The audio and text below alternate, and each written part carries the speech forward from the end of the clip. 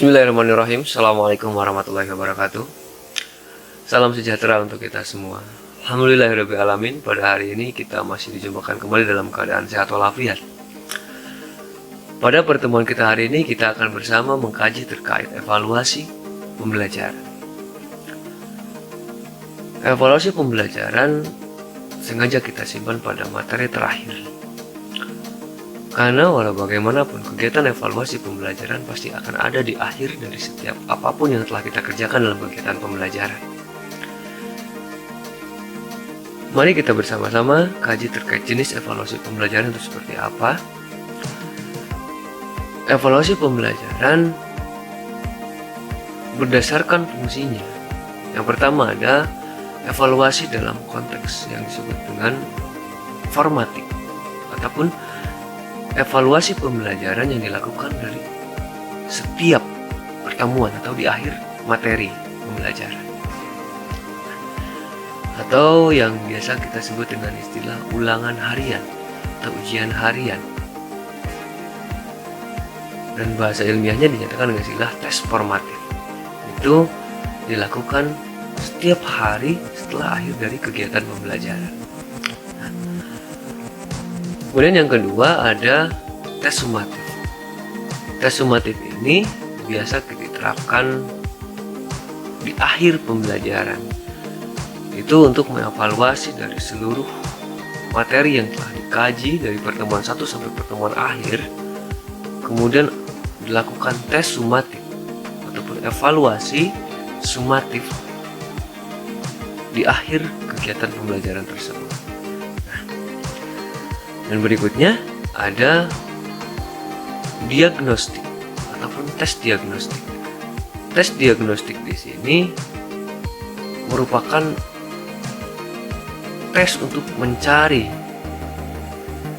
akar-akar masalah dari apa yang telah dilakukan. Akar masalah tersebut merupakan acuan-acuan untuk perbaikan proses pembelajaran berikutnya. Dan tes diagnosis ini sebetulnya bisa diterapkan setiap waktu, kapanpun, mau dalam formatif ataupun sumatif, sekaligus kita terapkan melakukan tes diagnostik itu juga sebetulnya bisa dilakukan. Dan biasanya tes diagnostik itu dilakukan secara terpisah juga, karena tes diagnostik ini merupakan evaluasi untuk benar-benar mencari kekurangan-kekurangan untuk perbaikan. Nah, jika tes formatif dan tes sumatif itu untuk mencari kebenaran-kebenaran pencapaian kemampuan anak. Di diagnostik itu merupakan timbal balik. Apakah pencapaian tersebut benar-benar kesalahannya terjadi dari diri anak atau dari guru misalnya. Itu ada di diagnostik. Ini tidak semata-mata ketidakmampuan anak menyalahkan dari kemampuan anaknya sendiri, tapi ketidakmampuan anak pun didiagnostik. Apakah ketidakmampuan tersebut benar-benar muncul dari hasil kemampuan anaknya sendiri, atau justru dari cara guru menyampaikan pembelajaran yang kurang mungkin. Itulah dalam tes diagnostik. Yang berikutnya ada penempatan.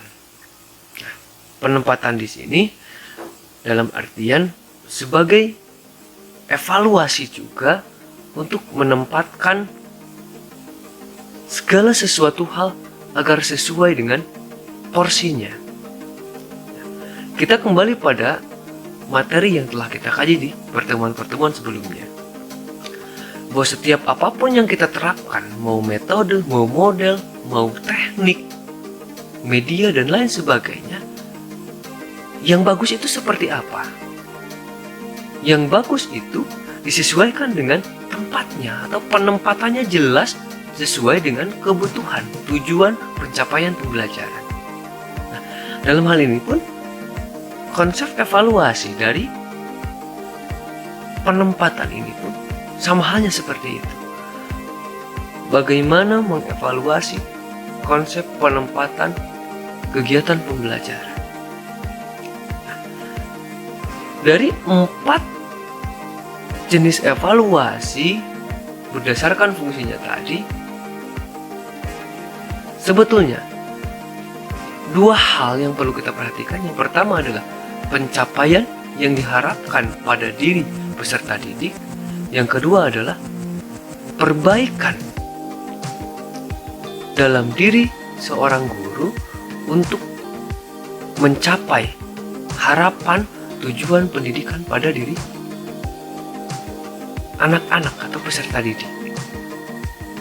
Jadi dalam mendidik itu tidak berpikir yang penting materi sudah habis. Yang penting seorang guru sudah menyampaikan materi. Bukan itu. Tapi dalam pembelajaran, sebaik-baik guru mendidik,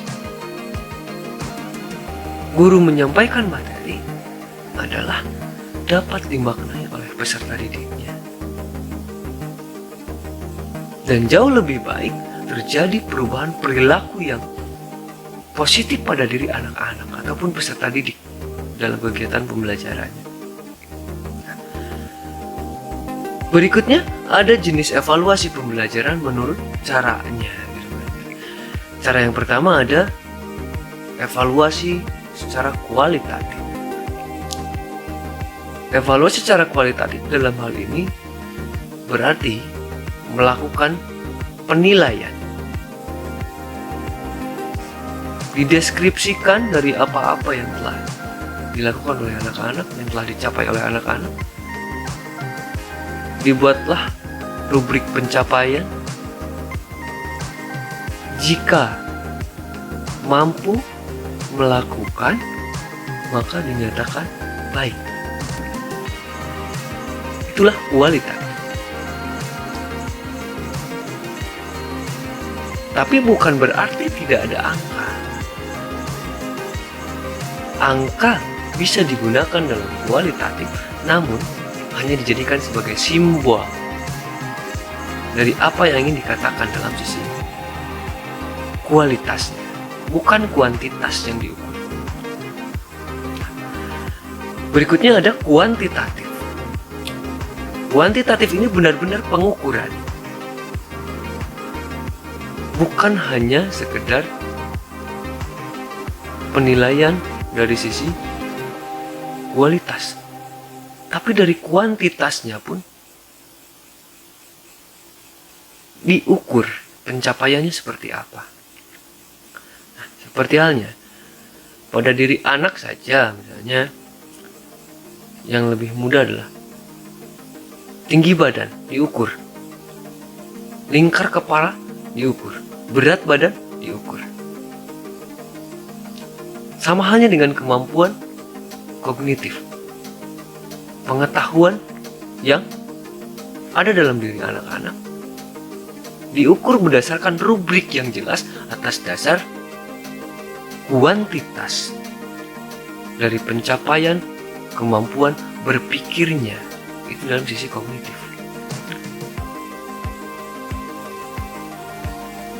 Seperti apa? Misalnya ada soal multiple choice. 10 soal, salah 2 berarti 8. Itulah kuantitatif. Tidak berpikir tentang baik, buruk, tidak berpikir tentang sudut pandang dan lain sebagainya. Mungkin jika anak menjawab dari multiple choice itu A, meskipun salah, jika kita tanya pada anak-anak misalnya, mungkin saja mereka memiliki argumen yang kuat kenapa mereka memilih hal tersebut. Karena dalam hal ini pun perlu kita pertimbangkan bahwa setiap soal yang diterapkan, soal evaluasi tentunya, dalam pendidikan tentunya ada beberapa syarat. Unsur pokok dalam evaluasi pembelajaran yang pertama adalah objek evaluasinya jelas, kemudian kriteria sebagai pembandingnya jelas, dan keputusannya pun harus jelas juga. Adapun syarat tadi yang harus dipenuhi dalam evaluasi pembelajaran, yang pertama ada validitas, yang kedua ada reliabilitas. Valid, tepat. Apapun, siapapun yang menggunakan alat ukur tersebut akan tepat hasilnya. Misalnya, panjang tangannya 50 cm. Ketika tangannya dibawa ke daerah lain, diukur tetap sama. Itu misalnya pada fisik. Nah, berikutnya ada reliabilitas. Reliabilitas itu tetap, berarti tetap. Jika tadi valid itu tepat, reliable tetap. Seperti halnya tadi, alat ukur tinggi badan, berat badan. Alatnya itu mau dipakai di Indonesia, mau dipakai di Australia, dipakai di Amerika, yang beratnya 1 kilo ya tetap 1 kilo. Itu tetap. Panjang 1 meter. Di Indonesia 1 meter itu sepanjang ini. Dibawa ke Australia sama. 1 meter itu segini juga. Di Amerika sama. Di mana-mana pun sama. Nah, dalam hal ini kita kembali tadi. Kenapa dalam pengukuran hasil belajar siswa harus benar-benar jelas, harus benar-benar dapat dipertanggungjawabkan? Bagaimana caranya? Inilah syaratnya. Alat ukurnya harus benar-benar valid, tepat. Tidak bisa kita mengukur tinggi badan menggunakan kiloan misalnya. Nggak bisa. Ataupun kita ingin mengukur kemampuan anak dalam menghitung menggunakan kartu huruf. Nggak bisa. Untuk mengukur kemampuan anak terhadap menghitung berarti harus menggunakan kartu angka, bukan kartu huruf. Nah, disinilah perlu kita maknai. Valid, reliable, tepat dan tetap. Kapanpun digunakannya, siapapun yang menggunakannya, hasilnya akan sama. Berikutnya ada objektivitas. Nah, dari sisi objektif itu jelas, harus benar-benar fokus pada tujuan, tidak berpikir pada yang lainnya. Itu objektif.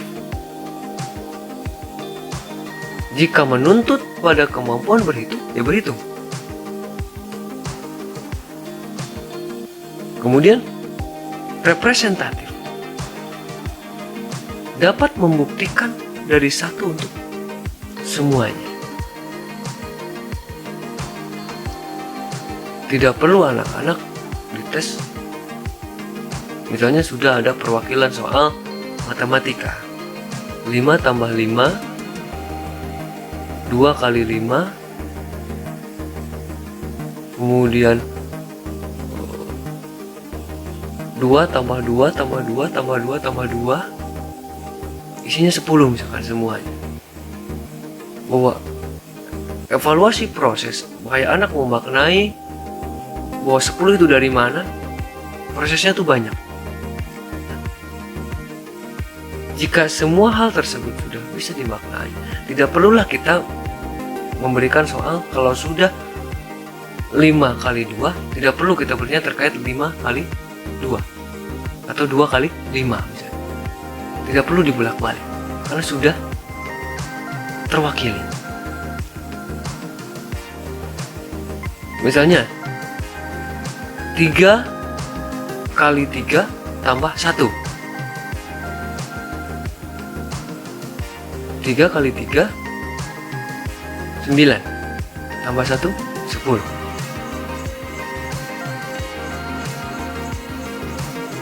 Tidak perlu kita membuat konsep yang lain lagi. Misalkan 1 tambah dalam kurung 3 kali 3.